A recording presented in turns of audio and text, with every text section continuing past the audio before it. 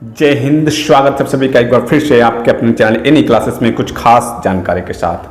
चलिए आज जानते हैं कि आप लोगों का जो न्यू गाइडलाइन वो तो जारी कर दिया गया है। गाइडलाइन तो पहले से जारी कर दिया गया था, लेकिन ओरली जारी किया गया था, है ना। जो लिखित वो जारी नहीं कर दिया गया था। तो जो सैटरडे को वो जारी कर दिया गया गाइडलाइन, तो न्यू गाइडलाइन के आधार पर आपका जो आंतरिक मूल्यांकन होना है, आंतरिक मूल्यांकन इस बार बहुत ही इंपॉर्टेंट रोल निभाएगा आपके रिजल्ट में कि आपका रिजल्ट जो है वो क्या परसेंटेज आपका आने वाला है और आप पास होंगे कि फेल होंगे। आंतरिक मूल्यांकन अगर देखा जाए तो आंतरिक मूल्यांकन के आधार पर बहुत सारे बच्चे क्या हो सकते हैं, फेल भी हो सकते हैं, जिनका कम नंबर जो थ्योरी में है अगर 9 और 11 में कम आया है तो ठीक है। तो आंतरिक मूल्यांकन के लिए जो 7 बिंदु, ये 7 बिंदु को क्या किया गया, 7 बिंदु को दिया गया है कि इसी आधार पर जो है आपका आंतरिक मूल्यांकन होना है। इंटरनल असेसमेंट का जो मार्क्स है वो दिया जाएगा और जिनका प्रैक्टिकल नहीं हुआ है उनको प्रैक्टिकल लिया जाएगा। और मैं एक बात और बता दूं आप लोगों को, जो एक्स रेगुलर वाले हैं जिनका प्रैक्टिकल नहीं हुआ था उनका प्रैक्टिकल होगा। मीन्स आपने 2021 में अगर प्रैक्टिकल नहीं दिया है तो आपको प्रैक्टिकल का एग्जाम देना होगा। 2020 में अगर आपने दिया था तो वो छोड़ दें आप, 2021 में आपका प्रैक्टिकल एग्जाम होगा। मीन्स जो भी रेगुलर स्टूडेंट के साथ जैसा हो रहा है एक्स रेगुलर वाले के लिए वैसा ही होगा, ठीक है। एक्स रेगुलर वाले के लिए वैसा ही होगा। ओके, तो चलिए जानते हैं कि 7 बिंदु क्या है। तो 7 बिंदु में से पहला जो बिंदु है, जिस बिंदु को देखा जाएगा और इसके आधार पर आपका मार्क्स दिया जाएगा कि स्कूल कॉलेज का स्तर पर कक्षा 10वीं और 12वीं में कक्षा संचालन के दौरान विद्यार्थी का प्रदर्शन, जो 10 और 12 में जो कक्षा संचालन किया गया था, 10 और 12 में संचालन किया जा रहा है, मतलब कि 10-12 में कितने दिन कक्षा का संचालन हुआ था, ओनली 3 मंथ, 3 महीने के लिए संचालन किया गया था। तो इसमें जो विद्यार्थी का प्रदर्शन है उनको देखा जाएगा, ठीक है। अब 1-2 कमेंट भी आया था, उससे थोड़ा ले लेते हैं कि कमेंट में पूछा गया था क्या जो कमेटी बनाई जा रही है इंटरनल असेसमेंट के लिए, तो क्या वो दखल अंदाजी करेंगे कि को कितना मार्क्स देना चाहिए इंटरनल असेसमेंट में, या फिर नहीं देना चाहिए, या फिर क्यों दिया जा रहा है। तो मेरे ख्याल से तो नहीं करना चाहिए उनको। जो आपके स्कूल और कॉलेज के जो शिक्षक हैं, विद्यालय और महाविद्यालय के शिक्षक हैं, उन्हीं को अधिकार है, वही आपको नंबर देंगे। अब अगर देखा जाए कि पहला जो कहा जा रहा है कि संचालन के दौरान विद्यार्थी का प्रदर्शन, अब जब 3 महीने का संचालन किया जा रहा था तो उस समय विद्यार्थी का प्रदर्शन क्या था। जो बाहर से आएंगे शिक्षक, जो कमेटी बनेगी, उनको मालूम है क्या कि ये जो बच्चे का प्रदर्शन कैसा था 3 महीने में, वो तो जो शिक्षक बताएंगे वही समझेंगे, क्योंकि उस समय तो मौजूद नहीं थे। तो मेरे ख्याल से वो दखल अंदाजी नहीं करेंगे, ठीक है। नेक्स्ट जो है दूसरा पॉइंट, कक्षा 9 और 11 की मासिक, त्रैमासिक, अर्धवार्षिक परीक्षा में विद्यार्थियों के प्राप्तांक 9 में और 11 में, ठीक है, 9 में और 11 में, 10 में 12 में नहीं, 9 में और 11 में आपका जो 9 में आप त्रैमासिक एग्जाम हुआ था, महीना एग्जाम हुआ था और फिर आपका हाफ ईयरली एग्जाम हुआ था, वो सब को देखा जाएगा 9, 11 को, और उसी के आधार पे आपका 10 और 12 का इंटरनल असेसमेंट बनेगा, ठीक है। अब इसमें कंफ्यूज ये मत होइएगा कि 10 और 12 का, 9 और 11 का। तो 9 में और 11 में जो आप थे उस समय तो आपका स्कूल ओपन था, आप गए भी होंगे स्कूल, ठीक है। नेक्स्ट जो है जैक द्वारा जारी मॉडल प्रश्न पत्र के आधार पर हुई आंतरिक परीक्षा। अब जैक के द्वारा जो मॉडल प्रश्न पत्र जारी किया गया था तो उसके आधार पर जो आपने आंसर दिया, जो परीक्षा लिया गया, तो उनको भी आधार बनाया गया। वो भी आपका देखा जाएगा कि आप कितने मार्क्स लाए थे उसमें, या फिर कैसे एग्जाम दिए थे, प्रेजेंट थे भी या नहीं थे, वो सबको देखा जाएगा, ठीक है। ये तीसरा पॉइंट था। तो इस तीनों पॉइंट में जो बाहर के आएंगे एक्सटर्नल मार्क्स बैठाने के लिए, उनका कुछ भी इसमें रोल मेरे ख्याल से नहीं रहेगा, ठीक।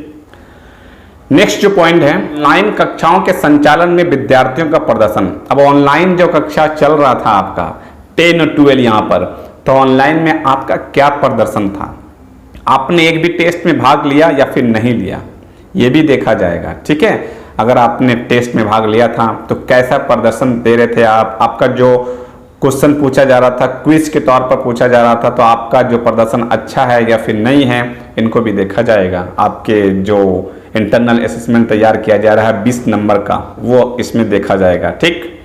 नेक्स्ट है स्कूल व कॉलेज में हुई आंतरिक परीक्षा के प्राप्तांक। अब स्कूल कॉलेज में जो आंतरिक परीक्षा हुआ, कभी आपका जैसे स्कूल खुला हुआ था तो इंटरनल एग्जाम लिया गया था, क्लास में ही कुछ टेस्ट वगैरह ले लिया गया, किसी से कुछ पूछ लिया गया, तो वो आंतरिक जो एग्जाम हुआ तो उसके मूल्यांकन, उसके प्राप्तांक की बच्चे कैसा पढ़ने में थे या फिर नहीं थे, तो टेस्ट देते थे तो क्या इसका मार्क्स आता था, उनको भी आधार बनाया जाएगा आपका इंटरनल असेसमेंट के लिए। ठीक, नेक्स्ट जो है कि कक्षा 9 और 11 में विद्यार्थियों की उपस्थिति, 9 में और 11 में उपस्थिति बताया जा रहा है।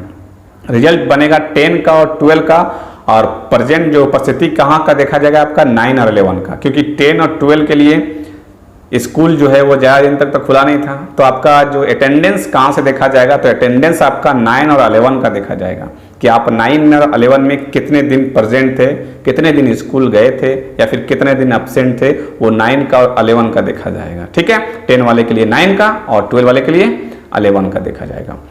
नेक्स्ट है आपका कि कक्षा 9 और 11 की आंतरिक मूल्यांकन। अब 9 और 11 का ही आंतरिक मूल्यांकन देखा जाएगा, मीन्स आंतरिक मूल्यांकन कि आपने एग्जाम दिया था, जो कुछ टेस्ट वगैरह होता था, तो उस टेस्ट वगैरह में आप 9 में और 11 में क्या मार्क्स लाए थे। आंतरिक मूल्यांकन में जैसे कि आपका जो 10 नंबर का जो मूल्यांकन हुआ था उसमें आपने कितना नंबर लाया था वो देखा जाएगा आपका। ठीक है, और उसी के आधार पे फिर आपको क्या किया जाएगा कि 10 का और 12 का इस बार जो है वो आंतरिक मूल्यांकन आपका इंटरनल असेसमेंट दिया जाएगा।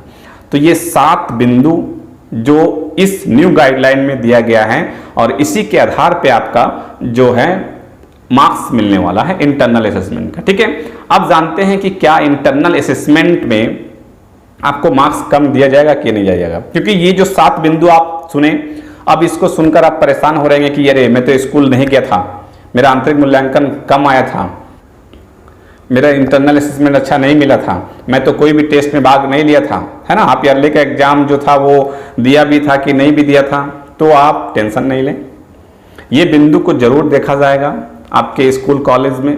ठीक है, इसको ध्यान में रखा जाएगा, लेकिन साथ ही साथ सभी चाहेंगे कि आपको इंटरनल असेसमेंट में जो है वो अच्छा से अच्छा मार्क्स दिया जाए 20 में। अब आपके स्कूल कॉलेज में क्या दिया जाता है ये तो स्कूल और कॉलेज पे डिपेंड करता है, लेकिन जो है इंटरनल असेसमेंट में मार्क्स बहुत ही अच्छा दिया जाएगा, उसके लिए आप टेंशन बिल्कुल भी ना लें। ठीक है, उसके लिए आप टेंशन नहीं लें। 20 नंबर का इंटरनल असेसमेंट में है, 20 नंबर में सभी स्कूल कॉलेज में 15 से नीचे तो कहीं नहीं दिया जाएगा, 15 से ऊपर ही दिया जाएगा। अब बहुत ही अगर खराब रहा, बहुत ही बैड लक रहा तो फिर हो सकता है 15 से नीचे दिया जाए, लेकिन मेरे ख्याल से तो नहीं लगता ऐसा कि 15 से नीचे दिया जाएगा। मैं तो बहुत सारे लोगों का कमेंट भी देख रहा था, तो वो लोग कह रहे थे कि तो 15 में से 20 में तो 20, मेरे स्कूल कॉलेज में तो कह रहे हैं कि सर आप टेंशन नहीं लें, 20 में 20 दे दिया जाएगा आप लोगों के लिए, आप बिल्कुल भी टेंशन नहीं लें। लेकिन अब जो ये 7 मूल्यांकन तैयार किया गया है, 7 पॉइंट जो तैयार किया गया है, इस 7 पॉइंट को देखा जाएगा और उसके आधार पर फिर आपका जो इंटरनल असेसमेंट है वो दिया जाएगा। ठीक है, और जो प्रैक्टिकल जिनका बच गया है वो साफ साफ जो गाइडलाइन तैयार किया गया था उस गाइडलाइन में लिखा हुआ है कि जिनका प्रैक्टिकल नहीं हुआ है, जिनका भी प्रैक्टिकल नहीं हुआ है, तो अगर वो प्रैक्टिकल का मार्क्स या फिर इंटरनल असेसमेंट का मार्क्स आपके स्कूल कॉलेज के द्वारा नहीं भेजा जाता है तो आपको अनुपस्थित घोषित कर दिया जाएगा, मीन्स आपको अब्सेंट कर दिया जाएगा और अब्सेंट के आधार पे आपका रिजल्ट बनेगा। और अब्सेंट का मतलब क्या होता है? अब्सेंट का मतलब फेल होता है, ये ध्यान रखिएगा। इसलिए जो एक्स रेगुलर वाले हैं उनका भी कहा गया कि एक्स रेगुलर वाले का रेगुलर की तरह देखा जाएगा, तो उनका भी प्रैक्टिकल नहीं हुआ तो प्रैक्टिकल एग्जाम होगा, इसलिए आप भी प्रैक्टिकल एग्जाम दें। अपने स्कूल कॉलेज से कांटेक्ट करें, आप पूछें कि एग्जाम कब होगी मेरा और कब मुझे देना है, तो मालूम चलेगा और आप जाके एग्जाम जरूर दें। ठीक, तो ये थी जानकारी आपके इंटरनल असेसमेंट से। और कुछ भी प्रॉब्लम हो, कोई भी क्वेश्चन, कोई भी कुछ भी आपके दिमाग में मन में राइज हो रहा है तो कमेंट करें, कोशिश करूंगा कि उस कमेंट से आप तक वीडियो बनाकर आप तक पहुंचाने की कोशिश करूंगा। ठीक है, और इस तरह का अपडेट मैं आप तक पहुंचाने की कोशिश करता रहता हूं, तो अगर आप चैनल को पहली बार विजिट कर रहे हैं तो चैनल को सब्सक्राइब कर लें। ठीक है, चैनल को सब्सक्राइब कर लें और मिलते हैं फिर नेक्स्ट वीडियो में कुछ खास जानकारी के साथ। तब तक रखिए अपना ख्याल। Thank you friends, thanks for watching.